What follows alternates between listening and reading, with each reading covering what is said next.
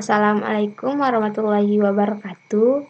Saya Nurhaiza, mahasiswi Universitas Negeri Jakarta semester 7, akan menampilkan video pembelajaran. Saya akan menampilkan video pembelajaran dengan materi bagian-bagian busana. Program studi Pendidikan Tata Busana, Sekolah PKM SMK Negeri 1 Sambas. Tujuan pembelajaran. Adapun tujuan pembelajarannya adalah 1. Membiasakan berpikir kritis, berkolaborasi dan komunikasi, melatih tanggung jawab pada tugas yang diberikan, mampu mengakses dan menggunakan informasi secara cerdas, terampil menggunakan aplikasi pembelajaran online, mampu menyebutkan pengertian bagian busana, mampu menjelaskan bagian-bagian busana, dan mampu menjelaskan macam-macam garis leher, kerah, lengan, manset, saku, rok, blus, dan kemeja. Materi ajar.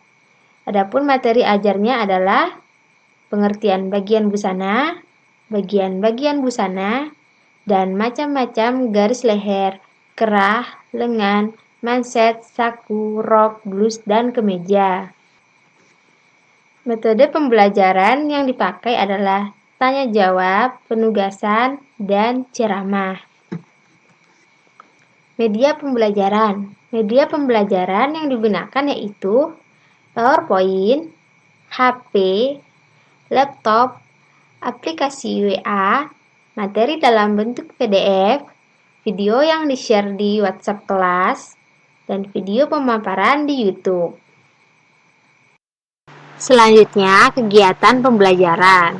Yang pertama, pembukaan. Pembukaan dimulai dengan guru memberikan salam dan murid menjawab salam di grup WhatsApp kelas.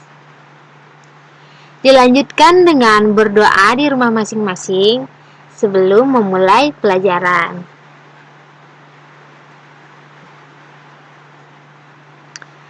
Selanjutnya, siswa mengisi absen di grup WhatsApp kelas.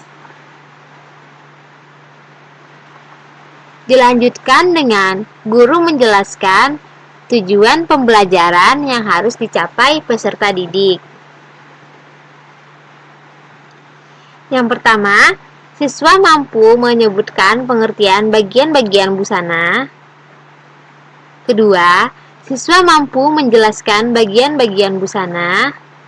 Ketiga, siswa mampu menjelaskan macam-macam garis leher, kerah, lengan, manset, saku, rok, baju, dan kemeja. Selanjutnya, kegiatan inti.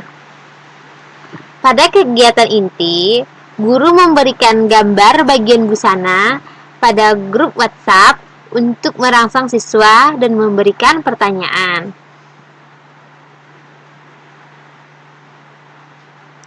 Lalu, siswa menjawab pertanyaan yang telah diberikan guru di grup WhatsApp kelas. Selanjutnya, guru memberikan materi bagian-bagian busana. Guru mengirimkan video pemaparan materi di grup WhatsApp kelas, memberikan link YouTube, dan screenshot materi bagi siswa yang tidak bisa membuka file PDF.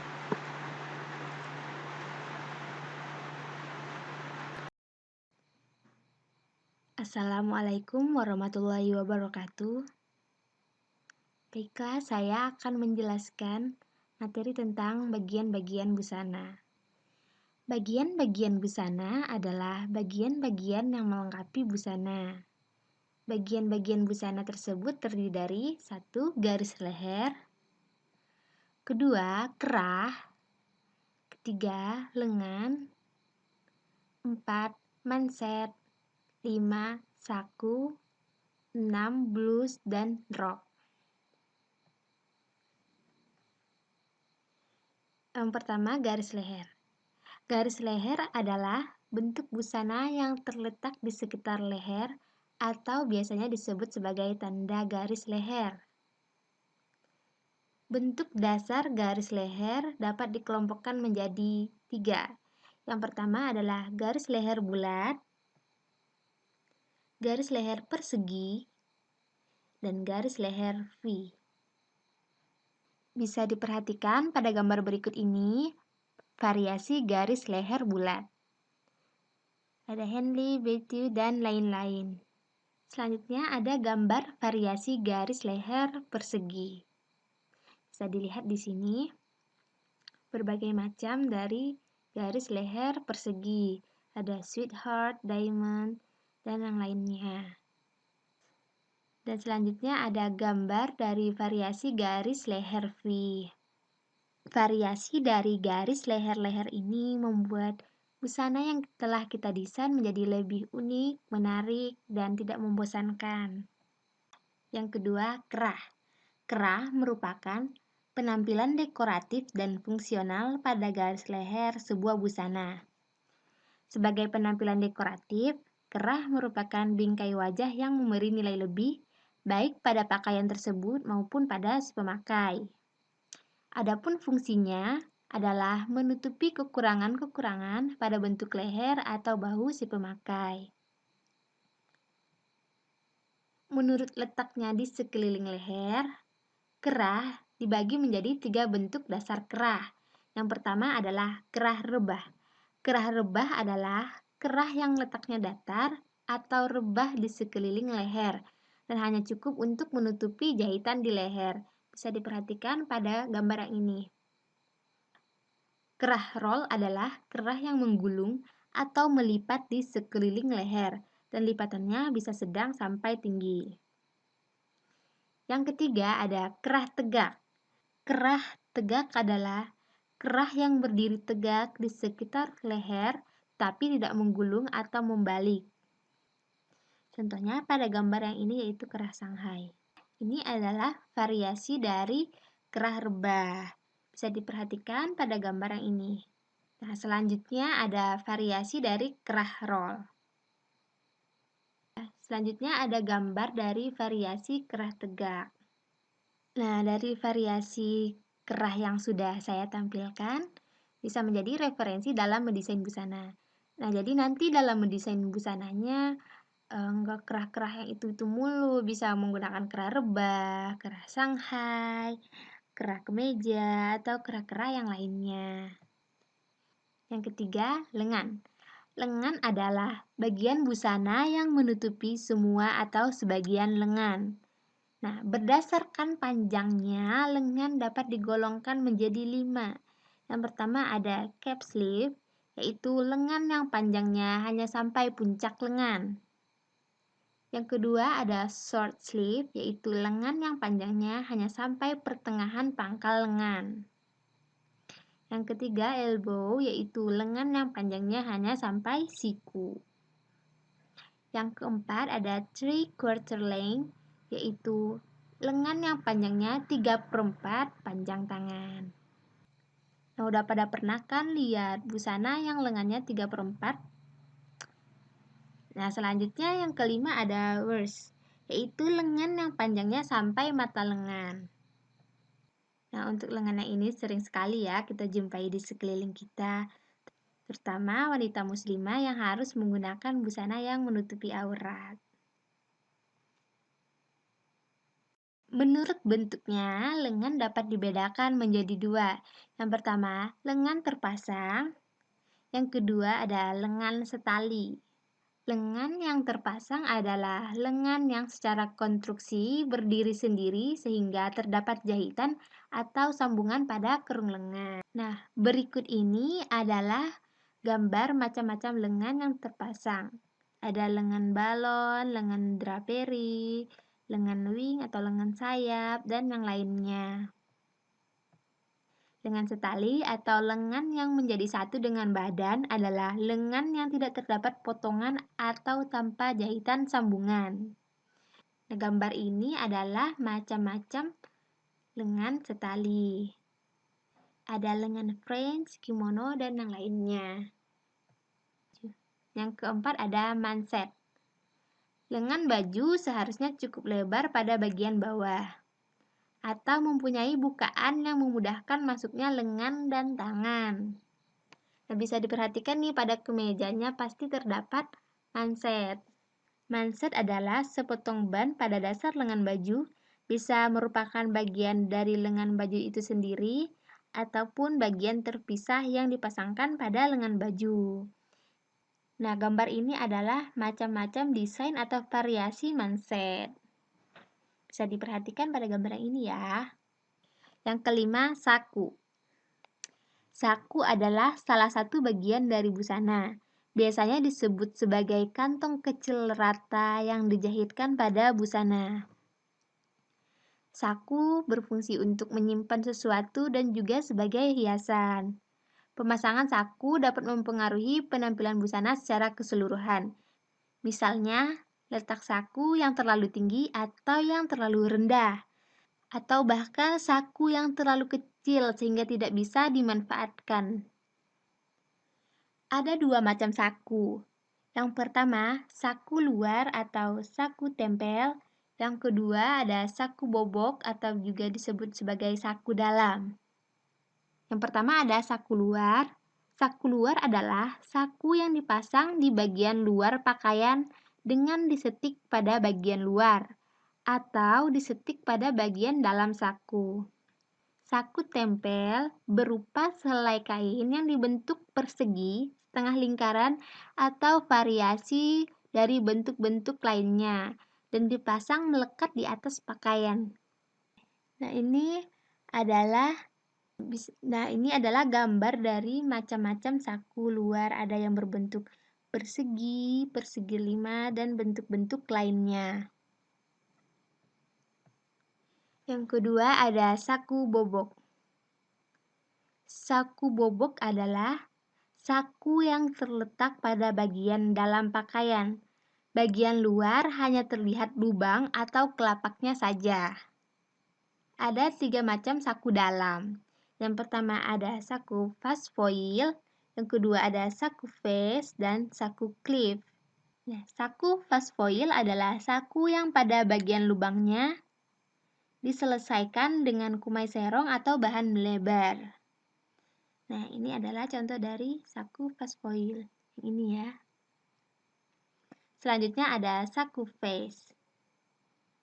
Saku vest adalah saku dalam yang bagian lubangnya terdapat klip diarahkan ke atas dan dijahit pada sebelah kiri dan kanan klip.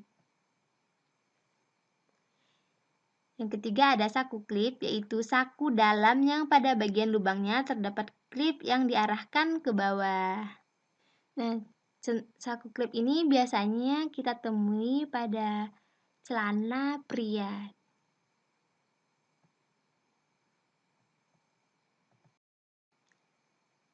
Yang keenam ada blus dan kemeja. Blus dan kemeja merupakan sepotong pakaian yang menutup badan bagian atas. Blus dan kemeja biasanya mempunyai belahan di muka, tetapi ada juga yang tanpa belahan yang dimasukkan melalui kepala dan diberi hanya beberapa kancing. Daripada gambar ini bisa dilihat macam-macam dari blus dan kemeja.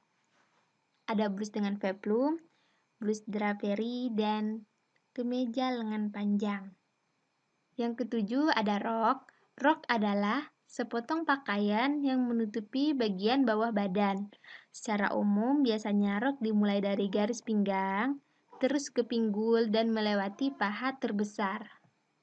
Berdasarkan siluet dan pelebaran bawah rok pada pengetahuan desain busana, macam-macam rok terdiri dari 6 rok.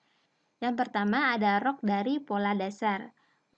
Menurut pola dasar rok, dapat dibuat rok dengan resleting di bagian sisi atau di bagian belakang. Yang kedua ada rok semispan dan rok span. Yang ketiga ada rok pias. Rok pias ini terbagi lagi menjadi beberapa jenis. Yang pertama ada rok pias 2, 3, rok pias 4, rok pias 5, rok pias 8, dan pias banyak tergantung jumlah lembar yang ada pada rok tersebut. Yang keempat ada rok kerut. Rok kerut ini mempunyai kerut-kerut pada bagian pinggang. Yang kelima ada rok kembang atau rok lingkar. Rok kembang adalah rok yang bagian bawahnya diklok atau dikembangkan sehingga dikenal menjadi beberapa jenis. Yang pertama ada rok kembang biasa, yang kedua ada rok kembang bentuk setengah lingkar, dan rok bentuk lingkar penuh. Yang keenam ada rok lipit. Rok lipit ialah rok yang mempunyai garis-garis lurus dari pinggang ke bawah. Rok lipit ini terbagi lagi menjadi beberapa jenis. Yang pertama ada rok lipit pipi atau lipit searah, yang kedua ada lipit hadap, yang ketiga ada lipit sungkup. Gambar ini adalah contoh dari rok lingkar. Pada bagian atas adalah contoh dari rok lingkar penuh. Pada bagian bawah adalah contoh dari rok 3/4 lingkar. Selanjutnya pada gambar ini merupakan contoh dari rok pola dasar. Nah, selanjutnya pada gambar yang ini adalah contoh dari rok span. Selanjutnya ada gambar dari rok pias. Nah, pada gambar sebelah ini adalah rok pias 8 dan sebelah sini rok pias 4. Pada gambar yang ini ada yang tahu nggak nih gambar rok apa? Nah, ini adalah contoh dari rok kerut. Bisa dilihat dari di sininya, pada pinggangnya berkerut ya, terdapat kerutan. Nah, untuk gambar yang terakhir ini adalah contoh dari gambar rok lipit searah. Nah, ini merupakan gambar dari macam-macam rok. Nah, rok ini desainnya sangat beragam. Tidak hanya yang lurus-lurus saja seperti rok A-line yang ini. Ada juga rok dengan draperi, rok berlayer, dan rok dengan ruffle. Pemaparan materi tentang bagian-bagian busana sudah selesai. Nah, untuk selanjutnya saya akan melakukan sesi tanya jawab di grup WhatsApp. Bagi yang ingin bertanya mengenai materi bagian-bagian busana, bisa mengirimkan via chat di grup WhatsApp. Sekian materi yang dapat saya sampaikan. Lebih kurangnya saya mohon maaf, saya akhiri. Wassalamualaikum warahmatullahi wabarakatuh. Setelah menonton video pemaparan di YouTube, guru membuka sesi tanya jawab di grup WhatsApp kelas. Siswa yang tidak mengerti mengenai materi yang telah diberikan berkesempatan untuk bertanya di grup WhatsApp kelas. Lalu guru menjawab pertanyaan yang telah diberikan siswa. Tak hanya itu, guru juga memberikan pertanyaan kepada siswa di grup WhatsApp kelas. Lalu, siswa yang aktif menjawab pertanyaan yang telah diberikan oleh guru.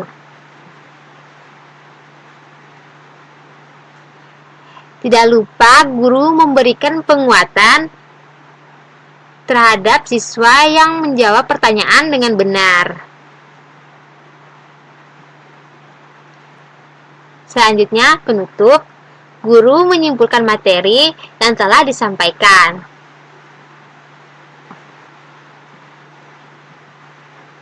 Lalu, guru memberikan PR untuk dikerjakan di rumah terkait materi hari ini.